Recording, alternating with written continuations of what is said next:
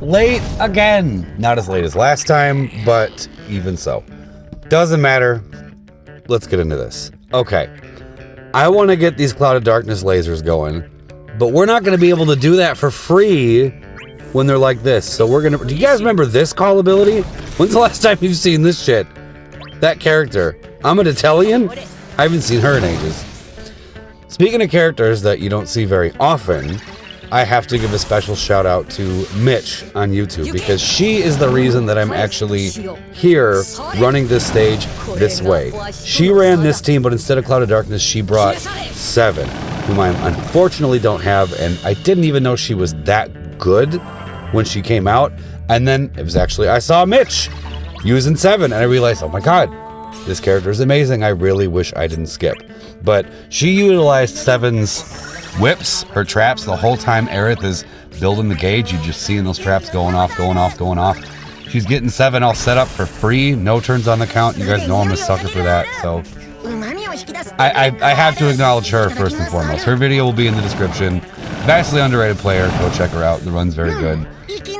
Go check it out. Similarly to her, I did not use any of Quina's traps. There are no heat traps going off in this entire run, and that's fine, because we apparently just didn't need them. But we are going to go into Quina's BT phase. I don't even know if this is an optimal setup to do so for her BT phase, but I don't care. It seemed to work. Okay, you know, I'm going to say this definitely isn't an optimal setup for her BT phase damage. I was going for lower turns, and this worked out great doing it this way. But normally you'd want to go in when you have all the frogs, because that's when she's doing the most damage. You know, that overhead buff when she's catching frogs. I think I went in at like 5 frogs, and I think I went in at 9 on Force Time. So we could have gotten way more damage out of the phase, like way more. But it's totally fine. It worked out okay. I mean, realistically, there is no wrong way to play, really. I mean, you can do what you want. Except for Quintamisia. I'm sorry, but I hate that strategy.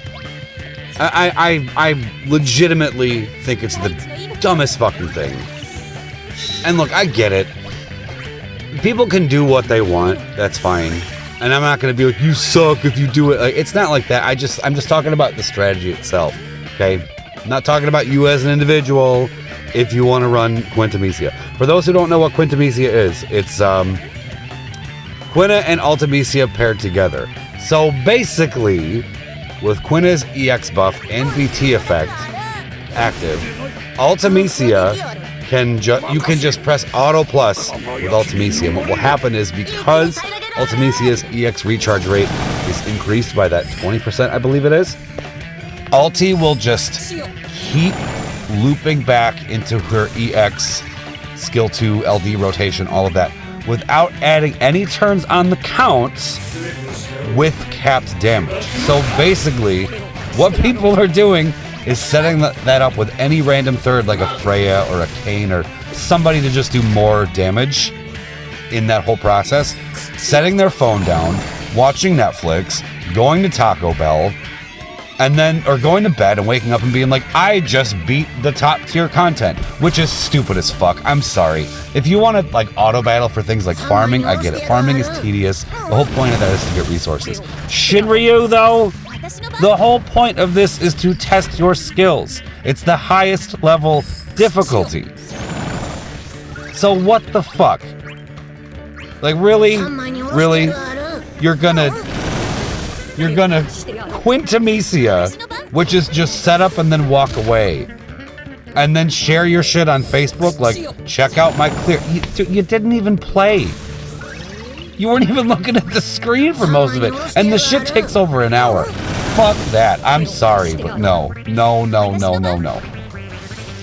Call me a hater.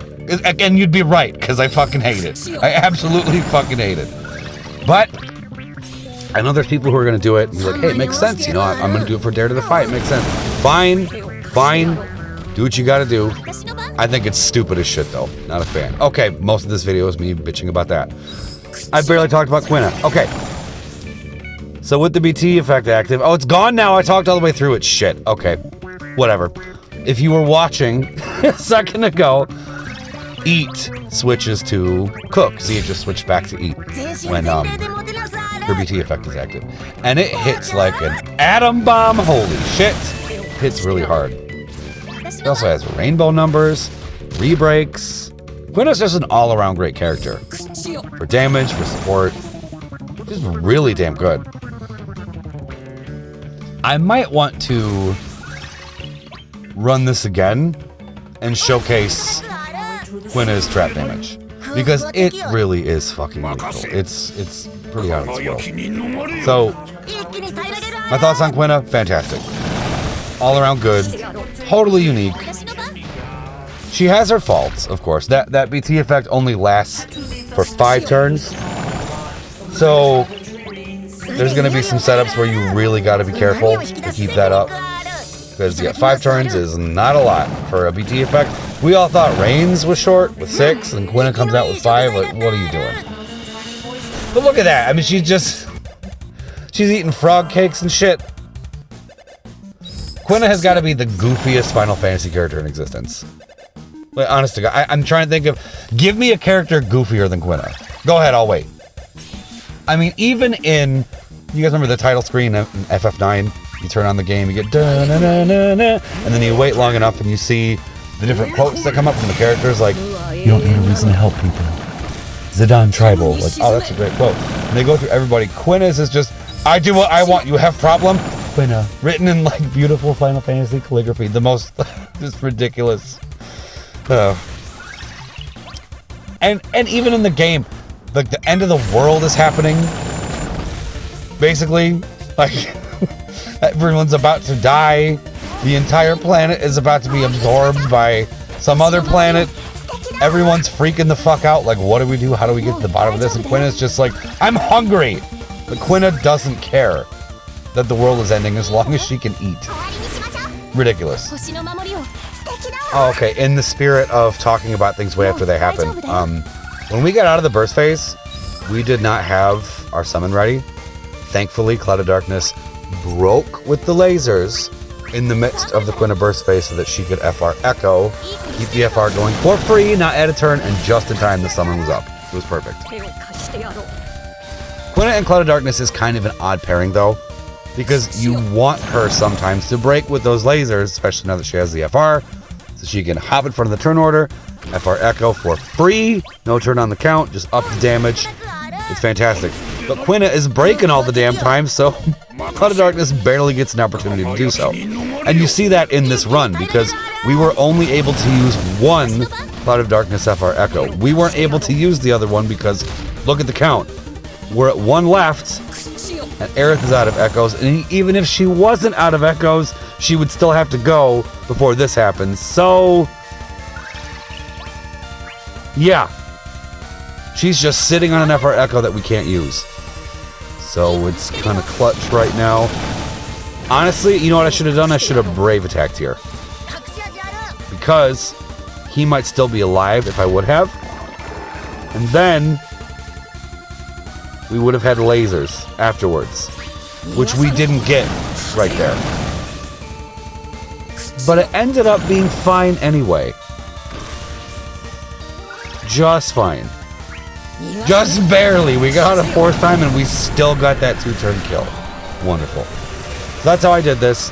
I might go back and do it again with a more trap-heavy setup. I'm not sure yet, but what did you guys do? And what do you think? Thank you for watching.